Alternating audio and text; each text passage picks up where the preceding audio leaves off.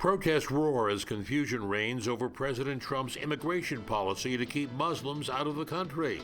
Trump called it, "We're going to have a very, very strict ban." But his press secretary later backtracked. That is by nature not a ban. Plus, who is Neil Gorsuch?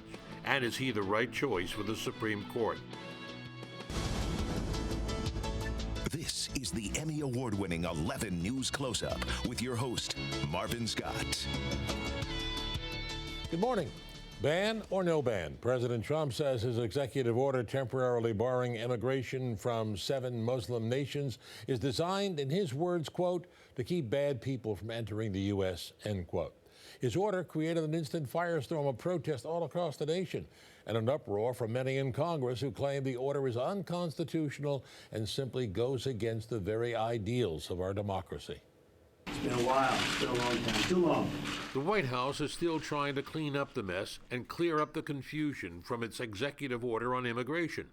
Secretary of Homeland Security John Kelly coming out in hopes of restoring order. This is not, I repeat, not a ban on Muslims. Days after President Trump signed an order closing the nation's borders to refugees and others from 7 predominantly Muslim countries, the controversy threatened to escalate into a crisis. The president fired Acting Attorney General Sally Yates, a holdover from the Obama administration, after she stood in defiance of Trump's travel ban. The White House said she betrayed the Department of Justice and swore in a new acting attorney general. As Democrats protested the substance of the order, Republicans were furious for not being consulted. So I think regrettably, the rollout was confusing, but on a go-forward basis, I'm confident that Secretary Kelly is going to make sure that this is done correctly, that they get a good review, and that we are going to make sure that we get this program up and running with the kind of vetting standards that we all want to see. Secretary Kelly, who must implement the action at the Department of Homeland Security, did not directly say how much he knew about the order before it was signed. I did know it was under development. Had an opportunity to look at least 2, as I recollect, drafts as it got closer to Friday. And across many agencies, the order came as a surprise, and chaos ensued in those early hours at airports and on airplanes. White House Press Secretary Sean Spicer argued that the order could not be called a ban. That is by nature not a ban. Yet a ban is precisely how the president described it. We're going to have a very, very strict ban, and we're going to have extreme vetting, which we should have had in this country for many years. Pressed whether it was or was not a ban, Spicer took aim at the media. No, I'm not confused. I think that the words that are being used to describe it are derived from what the media is calling this. He's been very clear that it is extreme vetting. On Capitol Hill, Democrats are seizing on the confusion, holding up confirmation of some nominees to the president's cabinet. The level of incompetence of this administration already, only 10 days into the presidency, is staggering. Some strong words that have fired up the emotions of many. To help us better understand the president's immigration policy and its impact, I'm pleased to welcome Jordan Wells. He's a staff attorney at the New York Civil Liberties Union. Fayez Jaffer is a chaplain and research scholar at the Islamic Center at New York University. And Chapin Fay is vice president and associate counsel at Mercury Public Strategy Firm. Gentlemen, thanks so much for coming in. Now, the president's order, it suspends entry of all refugees for 120 days, bans Syrian refugees, and blocks for 90 days all citizens from predominantly Muslim countries. Now, let's first get this out of the way. Ban or no ban? How do you view it? Well, I think the headline and the title and what to call it isn't really the real question here, and it's sort of a distraction. Whereas I think that, press strategy of distracting can work for the Trump White House. This time, I think it's taking away from the substance of the actual executive order, which, isn't nearly as outrageous as all the rhetoric on either side would have. Do you agree, Fayez? No, I think that the rhetoric over the last 12 to 18 months suggests that the president and his administration has something out for the Muslim community, and thus it's very evident that if it's not a ban right now, it's going to be one in the future. And how do you see it? I think it's indisputably a ban. I mean, if it's not a ban, then tell that to all of the travelers from Muslim majority countries that were turned back at airports throughout the country over the weekend, and all the folks around the world that are now stranded. simply because they call home a Muslim majority country. Now, do you see any merits at all to the president's policy? He says the goal is in interest of national security to keep the bad people out. Well, if the question's being put to me, the problem with the president's executive order is that it violates our fundamental and dearly held constitutional values. It discriminates against Muslims based on their religion. It violates the Establishment Clause of the U.S. Constitution, which promises that the government will establish no religion and therefore won't favor one religion over another.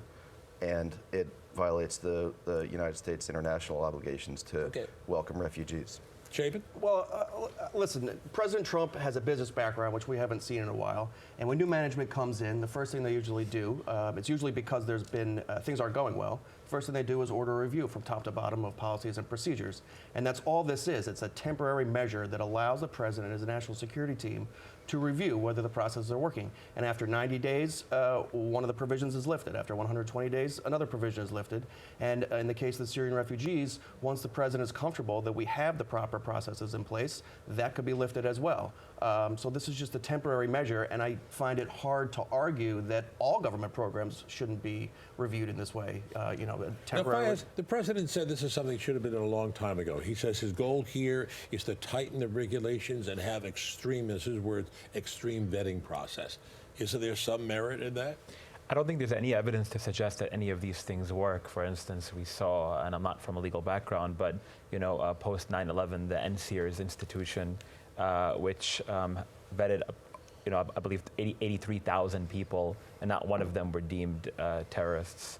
I don't think that this particular order or any of the other orders instituted in terms of surveillance of Muslim communities by the NYPD in places of worship, for instance, have given fruit to any sort of this sort of rhetoric and these type of semantics.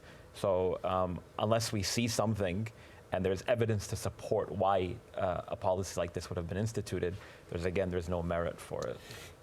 I just think it's important to note that the countries that are listed in this executive order were determined by the prior administration as dangerous places where we need to have a higher level of scrutiny of travel from.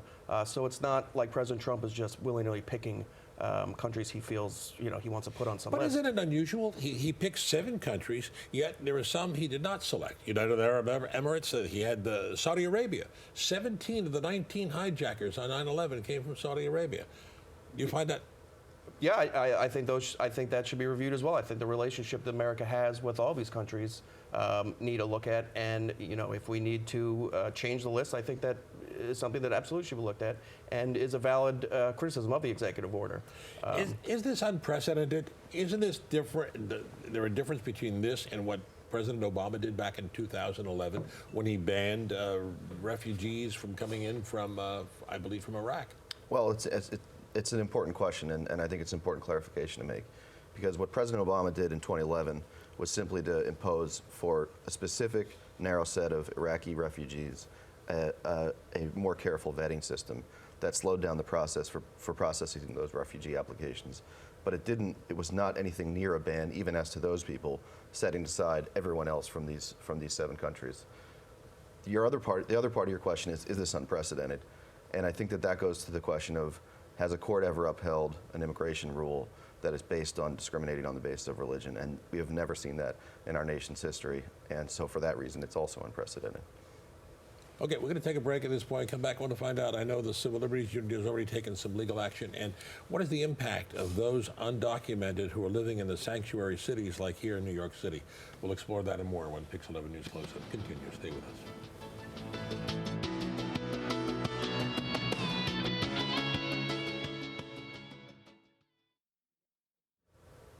Back with Chapin Fay, Fayez Jaffer, and Jordan Wells talking about the president's immigration policy. What do you see? We're seeing already an impact on this, and it's caused outrage all across the country and these demonstrations we've been seeing. But what do you see beyond that as the implications and the impact of this? You want to pick up on that, Jaden? Yeah, I would take us back to the actual words of the executive order. I mean, the rhetoric has been inflammatory and dangerous on probably both sides, but particularly anti. And I think if people just read the executive order and take a look, they will see that this is simply a temporary measure that may delay travel, but doesn't permanently ban it for anyone. Can Congress rescind this?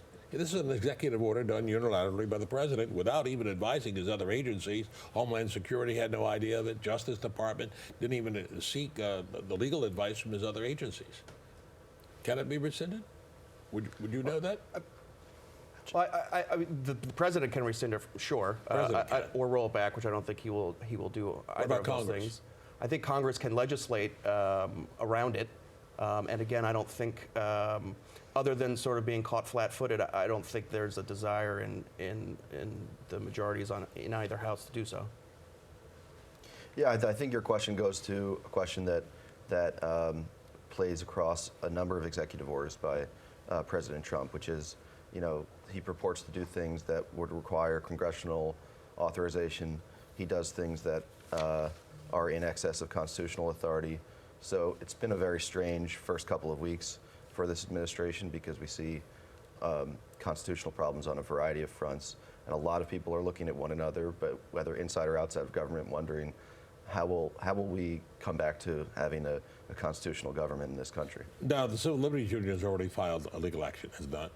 That's right. Saturday morning, just hours after the executive order was issued, we rushed into court in the Eastern District of New York, along with other legal organizations, and filed for those people that were stranded in airports, international airports around the country. And we got an order Saturday night from the judge saying that those people should not be turned back. Unfortunately, some people were sent back to countries that they had no intention of being in, just because in the chaos of implementing the executive order, these folks got sent back before the court could rule on the constitutionality of the order from the night before. Now, if I ask you, were born in this country, but you at the NYU Islamic Center, you're in touch with many Muslims, and many of them are undocumented. What's the sentiment? What's the fear? Well, yeah. Let me just say that in spite of all of the political rhetoric, there are families being broken apart due to this order. There are students at the university who are just trying to conclude their education. There are husbands and wives who are split apart from one another. They're unable to see their children many times. There are refugees trying to escape these countries to find some sort of a safe haven so they can just continue to live their lives. So on the ground, in terms of very, very personal anecdotes that we have, it's incredibly tragic, and I think we need to take a look at a lot of these particular examples in the bigger picture. Before, a couple of moments ago, you asked, what's the big picture and what do we see this leading out to in the future? Well, what we see is that families who are trying to escape war-torn countries so they can provide a better lives for their children are unable to do so in light of this particular order on one level. And on another level, locally, let me just make this point that the support from New Yorkers, the support from the American people after this order was instituted for the Muslim community has been absolutely incredible. We received phone calls, letters of thanks and support, and start standing in solidarity with the Muslim community. So that is also something that has given rise to this sort of new culture, regionally over here, and it's really wonderful to see. Some suggest this is more of a processing issue rather than an ideological issue. How do you feel about that? I mean, I would agree. I don't think President Trump has shown himself to be, rigidly ideological. I think this is a temporary measure for him to review the process. What's the next step? Well, not only the ACLU, but organizations around the country have filed legal action against this executive order from Friday. So there's going to be court actions. By the time Sunday morning rolls around, there will have been, I'm sure, further legal action on the executive order from Friday. And the other executive orders are also going to draw legal challenges. Now, we have a nominee for the Supreme Court, Neil Gorsuch. If this comes up before the Supreme Court, how do you think he will lean towards this if this becomes a constitutional issue? Well, the ACLU, as it has always done for every presidential administration in recent years, does a review of all Supreme Court nominees. So we have that on our website. The segment's too short for me to explain what we might say about that. Now, some fear that this action just might heighten the resolve of the terrorists who really want to strike America. Do you think it's that a legitimate fear? No. I don't think there's any doubt when, again, for the last 12 to 18 months, we've been hearing the rhetoric and the semantics that are openly anti-Muslim, and our president said it several months ago during his campaign that he wants to institute a ban, and though this might not be a ban on all Muslims, it's certainly leading toward that. And again, when tensions rise and this sort of negative language is applied, then we're going to see the reaction of that, however unfortunate that might be. Just the few moments we have left, do you each want to make a final observation, final point? Well, just to address the last point, I mean, when President Obama did things that were in the national security interest, it was, a valid tool in the war against terror. And then when a Republican administration comes in to office, it's all of a sudden a recruiting tool for terrorists. So you see it's a political issue. Agreed. Well, let me just make a point and say that myself or the Muslim community in general is not a supporter of any of these administrations. We've been outspoken in regards toward a lot of the policies of the previous president and our current president. But at the end of the day, if you can just take a look at families being destroyed, children who are unable to live a better life in this country, and this country's policy for the last hundreds of years has been to allow for people to find a safe haven in this country, and right now we're seeing the complete opposite of that. That's the human side of the story. Absolutely. Final word, Jordan? I think Friday's order and the orders that came before it show that the need for the ACLU and other civil liberties organizations to be on the front lines of the fight to preserve our constitutional democracy. Jordan Wells, Fayez Jaffer, and Chapin Fay, thank you so much for your insight, for coming in. Thank you. And we're going to take a break. When we come back, we'll talk about President Trump's nominee for the U.S. Supreme Court. We'll be right back.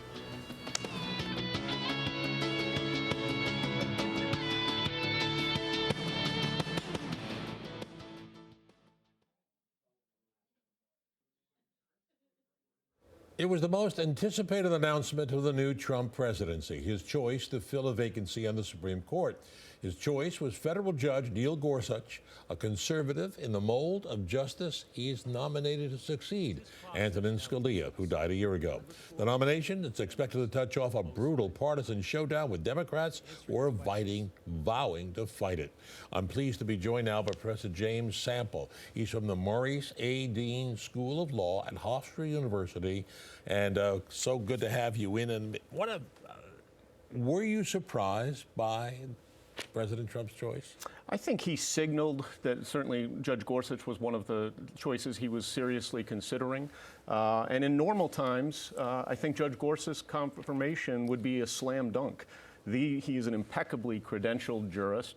The question is, are the times abnormal enough, given that this was a seat that's been open for nearly a year, that the Democrats will be able to thwart his confirmation? I asked about the surprise, considering that Trump campaigned as the outsider, and here Gorsuch is an insider, deep roots in the city and in Washington politics. Absolutely. There's a kind of transactional aspect to the Gorsuch nomination, I think. Donald Trump doesn't have firm convictions on things like abortion or gay rights. What he has a firm conviction in is his own excellence. And I think Donald Trump made a Faustian bargain with the evangelical right and the anti-choice wing of the Republican Party during the campaign. They delivered him, in significant part, the presidency, and now he's following through on his end of the bargain.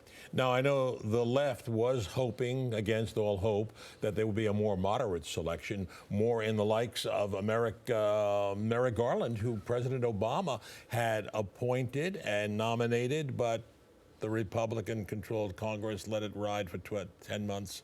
Nothing ever happened.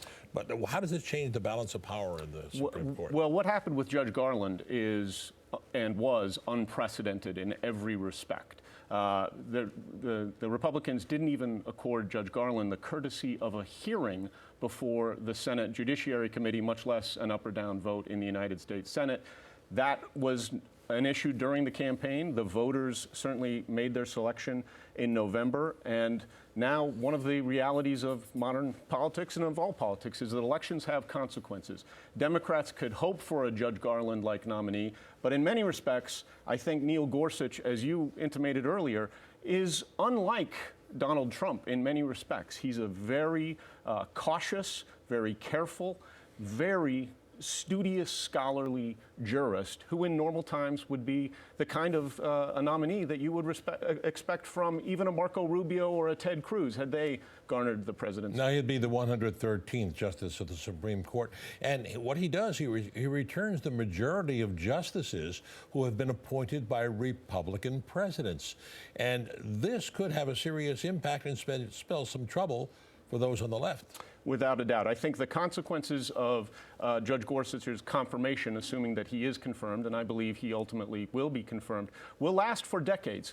He's in the mold of a Justice Scalia, who was 79 years old when he passed away, but Judge Gorsuch is 49 years old. This is a decision that will be shaping the Supreme Court for 30, maybe 40 years down the road. And while in the near term, it returns the court to its 5-4 conservative structure that was in place prior to Justice Scalia's passing, in the longer term, I think this is a chess move by the Trump administration. They're thinking about the next nomination. Justice Ginsburg is 83, turns 84 years old in a month. Anthony Kennedy is 80 years old and has signaled that he's at least considering the possibility of stepping down. The next justice is the one that would have the potential to swing the court on issues like abortion, same-sex marriage rights, rights for the LGBT community in general, and a whole host of other matters. So this could hasten the retirement of Anthony Kennedy, who's been talking about that for some time. Certainly one of the theories is Judge Gorsuch was a clerk at one time on the Supreme Court for Justice Kennedy. Certainly one of the theories is that this is a signal from the Trump administration to Justice Kennedy that President Trump can be trusted to follow through with a similar kind of nomination should Justice Kennedy step down. Now, none of us can look inside Justice Kennedy's mind and predict what he's going to do, but... Let's talk more about the nominee, Gorsuch. He has had issues on women's health issues, and this, before the Supreme Court, I believe there's coming up a challenge of Roe versus Wade. This could have a serious impact on that. Abortion and choice issues, along with reproductive rights and contraception, are always at the fore when we talk about Supreme Court justices. And one of Judge Gorsuch's most notable opinions when he was on the 10th Circuit Court of Appeals was in a case involving the company Hobby Lobby, in which Judge Gorsuch wrote in his opening line in a concurrence in a decision in which he said that companies have the right to deny their workers, their employees, access to insurance coverage for contraceptives. Judge Gorsuch wrote, quote, "All of us face the problem of complicity. All of us must answer for ourselves whether and to what degree we are willing to be involved in the wrongdoing of others," end quote. Now, he wasn't referencing rape, murder, anything of that nature. He was referencing in that context the right of individual women and employers to have access to insurance coverage for contraceptives. You see ultimate confirmation, but he faces a tough road ahead, particularly with the Democrats who'll be questioning him in the Senate. I think he faces a tough road. I do see confirmation. I think he's an incredibly savvy judge and therefore a savvy pick by the Trump administration in that he will be so hard to oppose on a personal level. He's a likable jurist, respected by colleagues on both sides of the aisle. He's incredibly well credentialed. He's going to be difficult to oppose, and if the Democrats try and filibuster, which they're certainly considering doing, President Trump has signaled that he'd like the Senate to employ the so-called nuclear option, in which case it only takes 51 votes to get him the nomination. Otherwise, you need 60 votes to confirm, and no, to the nuclear option, you need 8 Democrats to join the, you need 8 Democrats to go in with the 52 Republicans to get a 60 vote.